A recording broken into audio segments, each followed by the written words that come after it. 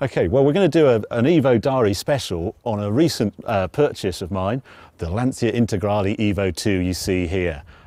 Spectacular car, but I think before we actually go into the details of this car, we ought to go over the history of the Lancia Delta itself, because it's actually based, the Delta arrived on the market in 1979, so it's a 70s hatchback, and it was brought in, it's a Jario design to compete with the VW Golf, which was sort of new in the 70s and a new way forward. So a front wheel drive, transverse engine, little hot hatch. There weren't really any hot versions until later in the 80s when they did a HF turbo version, front wheel drive. But Lancia have always had this history of competition cars, and out on the world rally scene they've always done incredibly well, and that was the early 80s, the era of the Group B cars, and they started out with a Lancia 0037 rear wheel drive, space frame, and actually won a world championship with it, but it was going four wheel drive at the time. So what were they going to do? Well, they decided to come out with something called the Lancia Delta S4, a pure Group B rally special, mid-engined, tubular frame, but four-wheel drive, crucially, turbocharged, supercharged engine, all wishbone suspension, and it had around 500 horsepower, and they did really well, but they didn't quite overcome the Peugeot. The Peugeot 205 T16s was winning the World Championship at the time. And then in 1986, they had some tragic accidents in the World Rally Championship, and they got banned, Group B got banned. So Lancia had a little scratch of what they're going to do, and they thought, well, we've got this Lancia Delta Turbo, why don't we put four-wheel drive into that?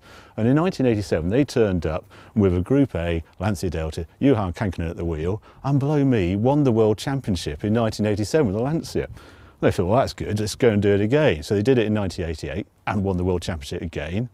Again in 1989, thought, I can't believe we're going to win it again. And they came out, they thought we ought to add some power, so they came out with a 16 valve head later in the season, won the championship again. And in 1990, won the World Championship again. So that's 5 on the trot. And then 91, they thought, well, we ought to make some more mods because people were starting to catch them up. And they came out with this version, a sort of Evo version of more suspension travel, a bit more power, and won the World Championship again. In 92, they said, well, this is getting a bit too easy. Perhaps we ought to give up doing a works entry and just supplied cars to Martini Racing. And they won the World Championships that year as well. So this car won 6 World Championships on the trot from 1987 to 92. That is why it's such a special car. Now I'm going to take you around some of the details to what makes this such an amazing car. The thing about the Delta, being a 70s car, is actually tiny. So it's 3.7 meters long, and compare it to something like today's Clio, you can sort of see just how small it is. It's about the same size as the Fiat Panda today, to give you an idea, but against something like an Audi Quattro, it's nearly 3/4 of a meter shorter. It's about 2 foot shorter, and it did that by having this transverse engine in it. But they wanted to get a greater track to give it more speed through the forest. So over the years, it gradually got a wider and wider track until you get to the Evo 2, when it's just simply mad. It's almost comical how wide they made the arches to get that ultimate wide track on it. The other thing is, of course, they added horsepower. We know about the 16 valve head, and then they changed the turbo and various management things. And it was all a matter of how much air they could get into this poor little hatchback to feed the turbo to produce the power and then vent all the heat out. So you'll see at the front, even the headlights here became a part of the grille. There's grills here. Those spotlights come out and they feed the brakes. More radiators here. There is stuff with radiators. There's even a radiator for the power steering pump, which apparently with chance of overheating on the sort of South African rally and events like that. You never ever use it in a road car. You can't imagine you're overheating from so much action at the wheel that you're going to overheat your power steering. But this little Lancia Delta has got that on it. Well, the business end of the Integrale. Here we are. The red cam covers mean this is the most powerful engine to go into the road-going Integrale. So 215 horsepower, 230 foot-pounds of torque on overboost. But this engine, being Lancia, it always seems to be on overboost, so it never really dips below there. But some of the things I want to show you in here, first of all, you've got the intercooler here feeding into the engine there, but it's this, the fact it's actually got a strut going across the engine bay, that's actually standard on these, because again, the 70s hot hatch was never meant to be a world rally car, so they had to do everything they could to try and stiffen up the shell on it. Other trick bits on here, this is proper anorak stuff, but you'll see that the strut is almost, well, it's proud of the actual wings themselves, because they actually came up to give it even more wheel travel on the Evo versions. They built up this to give that much extra suspension travel, which meant that the bonnet all had to change. And I love the shape of the bonnet because they had to pack all this stuff in here, and I can just see this sort of YTS boy, and he just had to modify the bonnet to fit, and I reckon he just slammed it, and that's sort of the shape it took, because it has to clear that suspension bay and the bigger engine. So that's why on a Lancia Integrale Evo 2 it stands right up here on the bonnet. Another core part of the Integrale success is its four-wheel drive system, and it's a properly tricked system on here. How they do it is they have a central differential that sends 53% of the power to the rear, 47% to the front. Open diff at the front, but at the rear they've got a torsion diff, which is really trick. It doesn't fully lock up, only up to 70%, and the centre diff can actually alter the power between 47 and 53, or send it all to the rear, whatever happens, you know, what it needs for grip purposes. Works really, really well.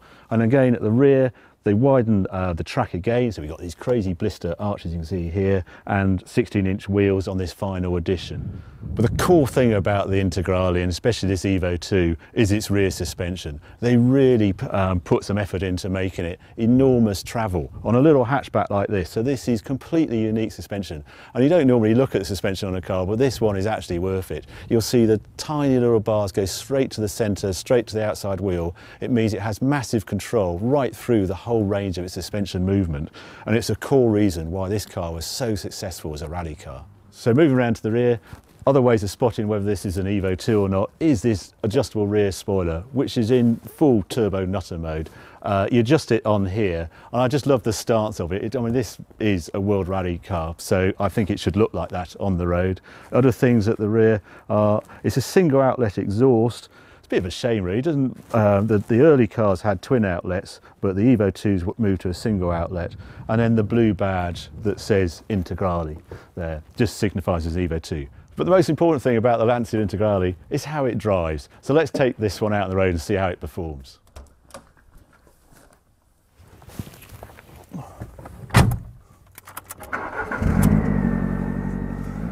One thing I really love about the Integrale is as soon as you get in, it just feels absolutely bang on. The seating position is perfect. These seats are Recaros, wing Recaros. I had them in an E30 M3 before, and they were just the best road seats I've ever come across. And with Alcantara, they sort of grip you. And then there's the Momo Corsa wheel. It's perfectly placed. I actually put an extension on the car, which I've done on quite a few Italian cars, to get rid of that sort of arm outstretched sort of feeling. Brings it a bit closer. And it's like when you sit in a go-kart, you're just going off on one of those fun, you know, events inside go-kart, and it just feels right as soon as you get in. That's what the Integrale feels like. Now, there's some great roads around here as well, because it's one of those cars that just loves sort of the British B road. It's what it's made for. And then we'll go out on some of my favourite roads up quite close to here and just get a sense of what it's like.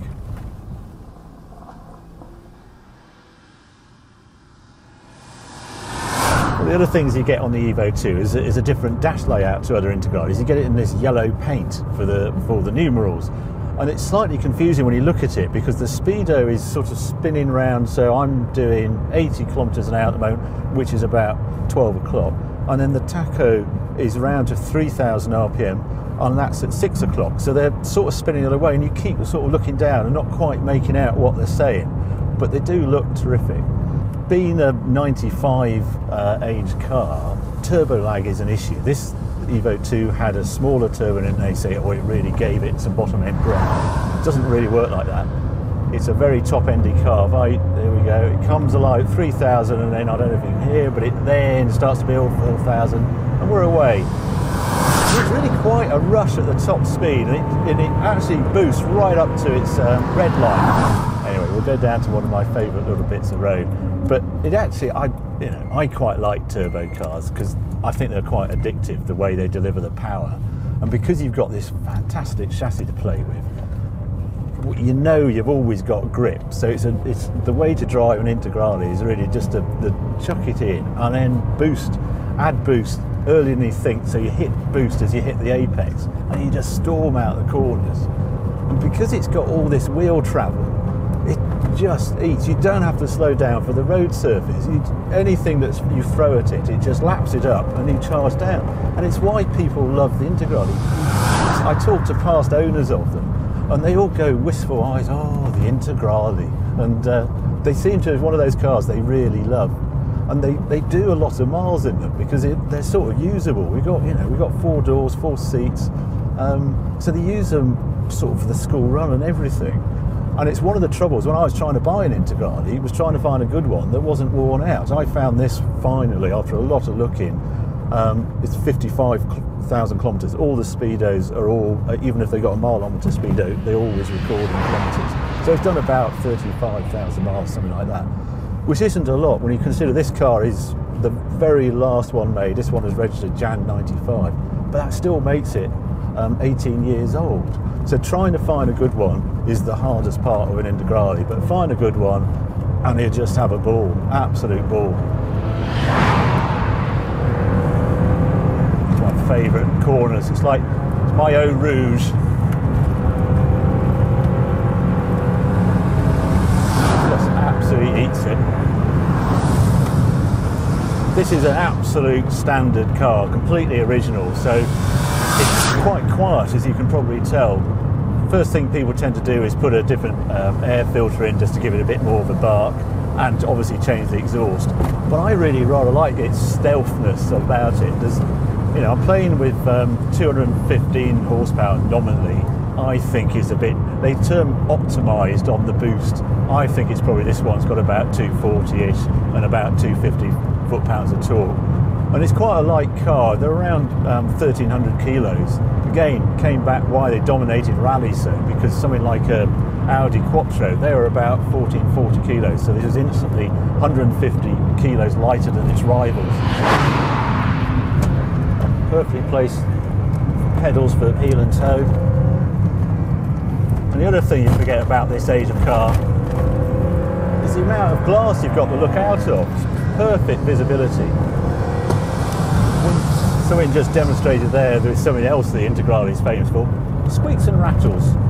Because it's made of horrid 80s plastic, it sounds like the inside of a cassette. If you shake a cassette, a music cassette, that's the sound of an Integrale on the inside. Just everything sort of moving around, the dash, etc.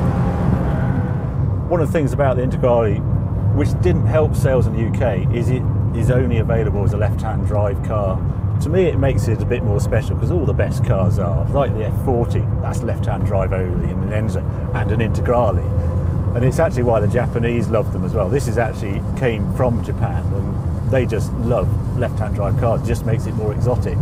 And I completely agree, because you actually there are right-hand drive conversions of it, but you don't get the quick steering, and its quick steering is part of the key to a really good Integrale. And they're rare. By 94, 95, when this car was new, they're quite rare cars in the UK, because you really had to be a dedicated enthusiast to buy one, because they were £25,000 at the time.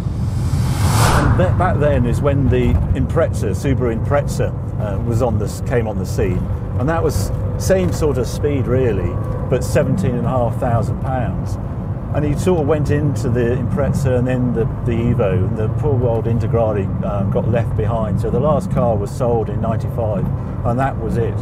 So it reminds me of this period really, late 80s and early 90s. That was when it was absolutely its heyday, where this car dates from. It's one of those cars that it really is true that it's a legend in its own lifetime, and that's what I love about the Integrale. It's absolutely authentic. It's a true rally machine, but the car you got to buy wasn't a marketing special, it's the real deal.